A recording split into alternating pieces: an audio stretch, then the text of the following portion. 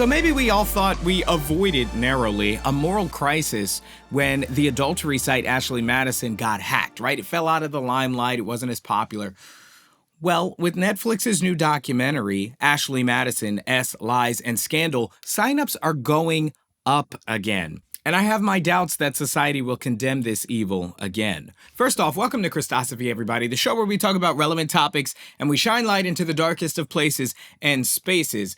This episode will be no different. In fact, it's one of the darkest. But what I love about this episode is we're really going to expose how people in high positions manipulate everybody else. So first of all, like, subscribe, click the bell. I also have a quick announcement. I've got merch now, so you can get your Fight Evil t-shirts, your Christosophy hoodies and stuff. I got mugs, all kinds of stuff. I'll put the link down in the description below, and that's a fun way to support the channel. But let's dive right into it. So first of all, I'm going to start this video by making a statement that's not meant to be mean, but meant to be blunt.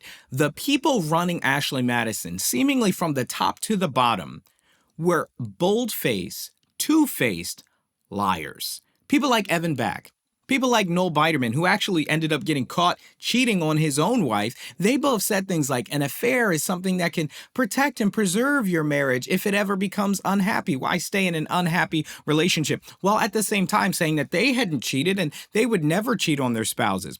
Biderman's wife actually said that she would be devastated if Biderman ever had an affair on her.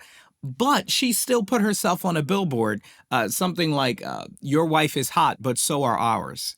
And so honestly, it's hard to say this is not justice, that these people did not reap what they sowed. So it's this whole arrogant, I get to operate by a different set of rules than everybody else theme that we're going to see throughout this entire documentary. And people, please pay attention. They knew what they were doing was wrong because they tried to hide it themselves when they were doing it.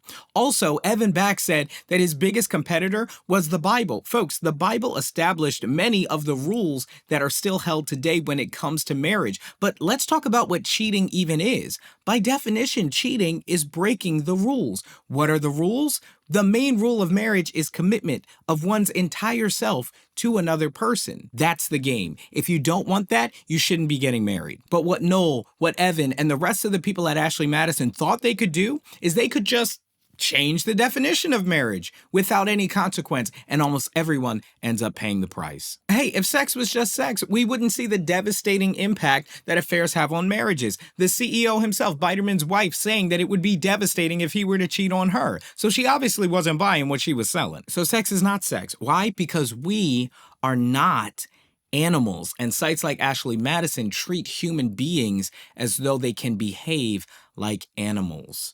Yes, we share a planet with animals, but we're different. We don't see animals writing love letters or breakup songs. So all these affairs get exposed, and we'll talk about that. But two of the most famous people to be exposed in this entire hack was Sam and Nia Rader, okay? They were a famous Christian YouTube couple.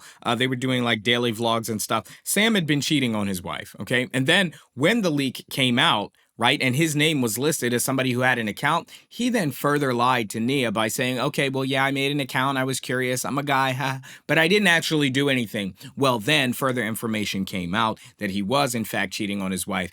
And man, it is only Nia's her faith in God and her view of marriage that was so high that allowed her to turn this horrible, destructive thing into a really, really beautiful redemption story, because as it stands now, they're still married. And sure, there may be a lot of comments saying, oh, she's just weak, she needs to move on. But the truth is, what's easier? It's easier to just walk away. She had her value confirmed. She knew that she was faithful. She knew that this guy obviously wasn't what she thought he was, and she could go and find something better. And she's a Christian, so even by biblical standards, she would have had the right to divorce him straight up. She still would have been clean morally.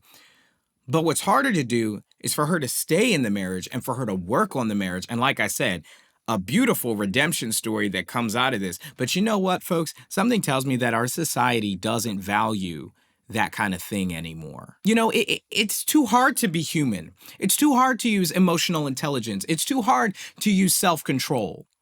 So let's just lie to ourselves and behave like animals. Let's pretend like it has no effect. That's the easier thing to do. And sites like Ashley Madison encourage people to see themselves as animals and thus behave like animals. But Sam and Nia, despite their tragic story, they're a nice example of how people can go from behaving like animals, particularly Sam, to, while not being perfect, showing moral improvement. Now, it literally blew my mind how people were reacting to the hack and who they were putting the blame on. But before we get there, I want to show just a little bit more of the filthiness of the ideology of the people working at Ashley Madison. People like Evan Back would say things like, oh, well, intimacy is more impactful when it's meaningful, when it means something, right? There's more fulfillment in it. That's not what you're encouraging on Ashley Madison, because more times than not, affairs are just about sex. And granted, women do tend to cheat more emotionally more often, but more times than not, men are just about the physicality. Okay, speaking about the men, Ashley Madison blatantly lied about their metrics in terms of how many women were on the site versus men. They were inflating the female numbers there, obviously to entice more men to get there, because men were really the target. Men were the primary customer, because men would want to chat, they would want to buy, I think, credits or something they had to buy, and they would make tons of money raking this in. And the staff at Ashley Madison were pretending to be the women, a lot of the women, on the Ashley Madison site. They found that many of the accounts were being accessed from the same IP address as Ashley Madison's headquarters. So these Ashley Madison accounts were, if not bots, they were just staff employees who their job was just to pretend to be somebody else and message with people looking to have an affair. And what's really blood boiling is just like the glee and giddiness with which they admit all this. Yeah, we knew that certain things we said would get men really, riled up and ready to spend more money. Oh yeah, we knew that the site was not secure, and even though we made up badges that said we had trusted security and this and that, oh well, right? But the truth is, in a way, that's justice as well. As the saying goes, there's no honor amongst thieves, right? If these people are already lying about the nature of marriage, the nature of having an affair and the impact that it'll have on your relationship, if they're already lying about that, what makes you think they're telling the truth about how secure the site is? What makes you think they're telling the truth now about what women you're interacting with, or if they're even women at all, or just employees behind a keyboard, right? So they were happy to lie to their customers, and then they went even further, because when they got hacked, we're getting to the hack, when they got hacked, they were saying that they would wipe every trace of Ashley Madison account details from their users if they paid them $19, right? They would delete the account and every trace of it. They lied about that too. So this is what blows my mind about how there can still be millions of users, as they claim, still on Ashley Madison. Even if all the moral foulness of having an affair was gone. Say I was somebody who didn't even care about that. I wouldn't even trust this site with my information, with my data, right? In the game of affairs, everybody ends up getting hurt, right? So Ashley Madison ends up taking a huge financial loss. They get hacked. Their credibility suffers. People get fired. People within Ashley Madison ended up getting cheated on. I talked about Noel Biderman and his wife. So now let's talk about this hack and the ridiculous reaction that many people were having, looking to blame the Impact Team. That's the name of the group of hackers who exposed all this information. They said that they hold responsibility because some people, they ended up deleting themselves because of the information that was leaked here. Whole lives were ruined. Kids' lives were ruined. So catch this, viewers.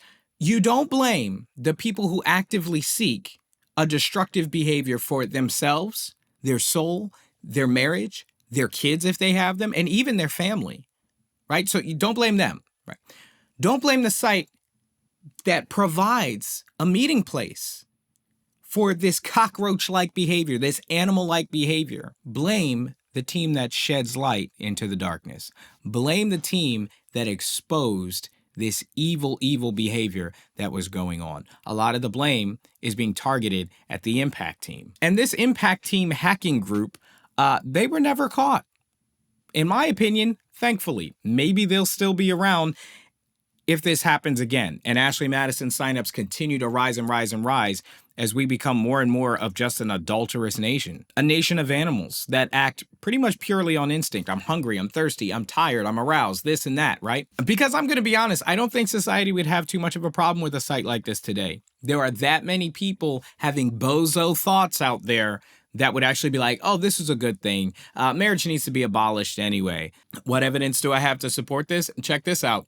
Ashley Madison was having a hard time even getting their commercials to air on network television. Why? Because the network said, absolutely not. We're not doing this.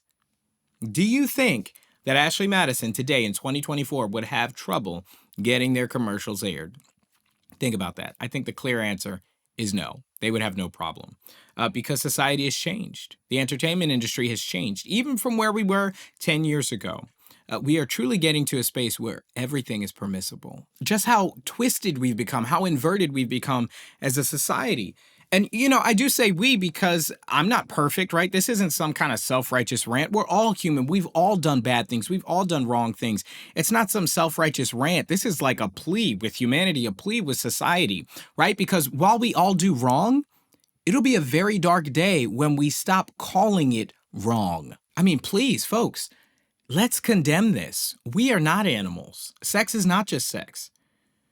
Right? Let's make sex like sacred again. Let's make it something special again. The rich and the famous and the powerful, the elite, they already know this. They already operate this way. They know how it affects them, how it affects their well-being, their spouse's well-being, and their children's well-being. Because you talk about generational wealth. Well, if your child is a wreck, how are they going to be successful and take your lineage on and take your legacy on? Right? They know these things. But they're lying to you. But they're not necessarily getting stronger, folks. They're just making you weaker. They're not getting smarter. They're just making everyone else dumber. It achieves the same effect.